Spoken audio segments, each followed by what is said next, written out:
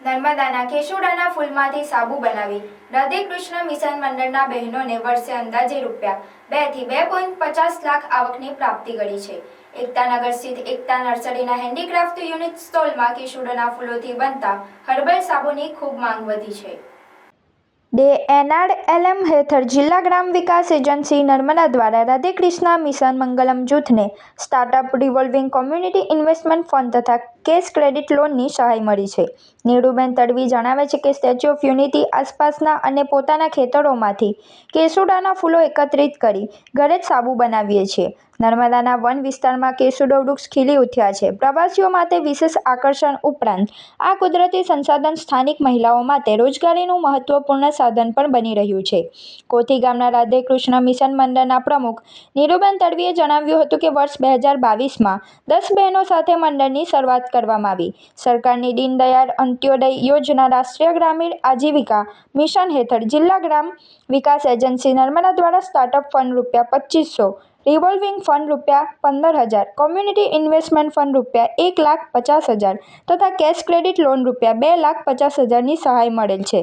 વધુમાં નીરુબેન તડવીએ જણાવ્યું કે વર્ષ 2024માં કેસોડાના ફૂલો તથા અન્ય વનસ્પતિમાંથી હર્બલ સાબુ બનાવવાની તાલીમ મેળવી ઉત્પાદન શરૂ કરવામાં આવ્યું। સ્ટેચ્યુ ઓફ યુનિટી આસપાસ અને પોતાના ખેતરોમાંથી કેસોડાના ફૂલો એકત્રિત કરી ઘરે જ સાબુ બનાવવામાં આવે છે, જેને મેળાઓમાં, ગામોમાં અને હોમ ડિલિવરી દ્વારા વેચાણ કરવામાં આવે છે। આ પ્રવૃત્તિથી વર્ષે અંદાજે રૂપિયા 2 થી 2.50 લાખની આવક પ્રાપ્ત થાય છે। સરકારના સહયોગથી મંડળની બહેનો આત્મનિર્ભર બનીને અન્ય મહિલાઓને પણ રોજગારી માટે પ્રોત્સાહિત કરી રહી છે। એકતાનગર ખાતે આવેલ એકતા નર્સરી સ્થાનિક મહિલાઓ માટે કૌશલ્ય વિકાસ અને રોજગારનું સશક્ત કેન્દ્ર બની છે। અહીં હેન્ડીક્રાફ્ટ યુનિટ સ્ટોલમાં કાર્યરત ગોરા ગામના સુમિત્રાબેન તડવીએ જણાવ્યું હતું કે કેસોડાના હર્બલ સાબુની ગરમીના સમયમાં માંગ વધે છે અને તેમાંથી દર મહિને અંદાજે રૂપિયા 40,000 થી 50,000 જેટલી આવક પ્રાપ્ત થાય છે। આ પહેલ સ્થાનિક સ્તરે મહિલા સશક્તિકરણ અને સ્વરોજગારનું ઉત્તમ ઉદાહરણ બની રહી છે। મારું નામ નીરુબેન પંકજભાઈ તડવી, ગામ કેવડિયા કોઠી, તાલુકો ગળદેશ્વર, જિલ્લો નર્મદા। મારા મંદિરનું નામ રાધે કૃષ્ણ મિશન મંગલમ છે। એમાં અમે 10 બહેનો છે, જેમાં હું જાતે પ્રમુખ છું। અમે 2022માં મંડળની શરૂઆત કરી। પહેલાં તો અમે બધા 10 બહેનો ઘરનું કામ, ખેતી કામ કરતા હતા।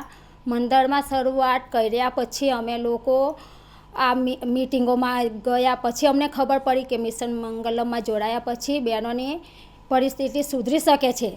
એટલે અમે 24માં તાલીમ લીધી સાબુ પાવડરની। 24માં તાલીમ લીધા પછી અમે સાબુની શરૂઆત કરી। મેળામાં ગયા, સરસ મેળામાં ગયા। આજુબાજુના ગમે ત્યાં પ્રોગ્રામ હોય ત્યાં અમે સાબુ, આ કેસુડાના સાબુ બનાવે લઈને જઈએ। એમાં અમને ખૂબ સારી એવી આવક છે। સરકાર તરફથી અમને સ્ટાઇફંડ, રિવોલ્વ ફંડ મળ્યું છે। હવે મંડળમાં જોડાયા પછી અમને સરકાર દ્વારા આયોજિત અનેક એવા પ્રોગ્રામ છે, એમાં અમે ભાગ લઈને આજે અમે પોતાના પગ ઉપર ઊભા છે। અને એવું જ અમે બહેનોને શીખવાડીએ છીએ કે અમારા ઘેર બેઠા, બહાર જવાની જરૂર નથી, ઘેર બેઠા હો આપણે કરી શકીએ છીએ। અને એટલા માટે અમે જે આ ધંધો શરૂ કર્યો અને એમાં અમે ઘેર બેઠા ડિલિવરી પૂરી કરીએ છીએ।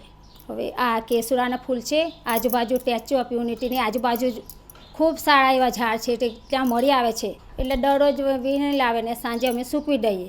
અને આ જે અમારી બહેનો છે એમને અમે શીખવાડીએ છીએ। અમે 4 બહેનોએ તાલીમ લીધેલી છે સાબુની, અને બીજા બહેનો નહીં તાલીમ લીધેલી તે બહેનો શીખી ગયા છે। એકબીજા બહેનોને જોઈને આજે અમારી સારી એવી આવક છે। કેસુડાના સાબુની વાર્ષિક આવક 2 થી 2.5 લાખની આવક છે। કેસુડાના સાબુ અમે બનાવીએ છીએ। માર્કેટિંગ માટે એકતા નર્સરી, આરોગ્યવન, ફોર્ચ્યુન હોટલ છે, આજુબાજુ બીજી પણ હોટલો છે, ત્યાં અમે આપીએ છીએ। અને આજે અમે એક બેન પોતાના પગ ઉપર આત્મનિર્ભર છે, એ બદલ સરકારશ્રીનો ખૂબ ખૂબ આભાર। મારું નામ સુમિત્રાબેન છે, હું ગોરા ગામથી આવું છું અને અહીંયા એકતા નર્સરી અમારા ગામમાં જ આવેલી છે। એકતા નર્સરીમાં હેન્ડીક્રાફ્ટની જે શોપ છે, અહીંયા આગળ મારી શોપ યુનિટની દુકાન છે, એમાં હું શોપનું સેલ કરું છું। અને અહીંયા આગળ આપણે એકતા નર્સરીની અંદર નેચરલ સોપ યુનિટ છે, એમાં આપણે કેસુડાના જે સાબુ છે એનું બી સેલ કરીએ છીએ। કેસુડાના જે સાબુ છે એ ગરમીના ટાઈમમાં આપણે ઉપયોગ કરી શકીએ। એ સ્કિન એલર્જી માટે અને બોડીને ઠંડક આપે એના માટે છે, અને બાળકો માટે ખાસ છે। કે ગરમીના ટાઈમમાં આપણે ઉપયોગ છોકરાઓ માટે વાપરી શકીએ. અને આ ગરમીમાં તો ખાસ કેસુડાનું ફૂલ બોડીને ઠંડક આપે એટલા માટે ઉપયોગી બને છે. સ્ટેચ્યુ ઓફ યુનિટીની આજુબાજુના જંગલમાં આપણે કેસુડાના ઘણા ફૂલો મળી આવે છે. ઝાડો બી ઘણા બધા છે એટલે બહેનો કલેક્ટ કરે છે, કેસુડાના સાબુ બનાવે છે અને અહીંયા અમને સેલ માટે આપે છે એટલે અમે અહીંયા સેલ કરીએ છીએ. ઉનાળાના ગરમીના ટાઈમની અંદર આપણે આ કેસુડાના જે સાબુ છે એ આપણે 40,000 થી 50,000 સુધીનું સેલ થઈ જાય છે. નમસ્કાર. ભરૂચ શહેરમાં સર્વશ્રેષ્ઠ શિક્ષણ આપતી સંસ્થા એટલે કે પ્રાર્થના વિદ્યાલય, જેમાં બાળકોને શિસ્ત, સંસ્કાર અને શિક્ષણ દ્વારા બાળકોનું શ્રેષ્ઠ કારકિર્દીનું ઘડતર, નિષ્ણાંત શિક્ષકો દ્વારા અધ્યાપન, ટેસ્ટ દ્વારા બાળકોનું મૂલ્યાંકન, સતત વાલીશ્રીઓનો સંપર્ક, અત્યાધુનિક લેબ, રમતગમત માટે વિશાળ મેદાન, વિશેષ દિન ઉજવણી, ઇતર પ્રવૃત્તિઓ, ભાર વિનાનું ભણતર, વાસ્તવિક જીવન આધારિત વાલીશ્રીઓ માટે શિક્ષણ, રમતગમતને વિશેષ પ્રોત્સાહન આપવા સ્પોર્ટ્સ ટીમ સાથે ટાઈપ, 11ના દિવસે સંસ્કાર સાથે સિંચનનો કાર્યક્રમ તો ખરો જ. અને હા, આ વર્ષે પ્રાર્થના વિદ્યાલય વાલીશ્રીઓ માટે વિશેષતા બહાર પાડે છે.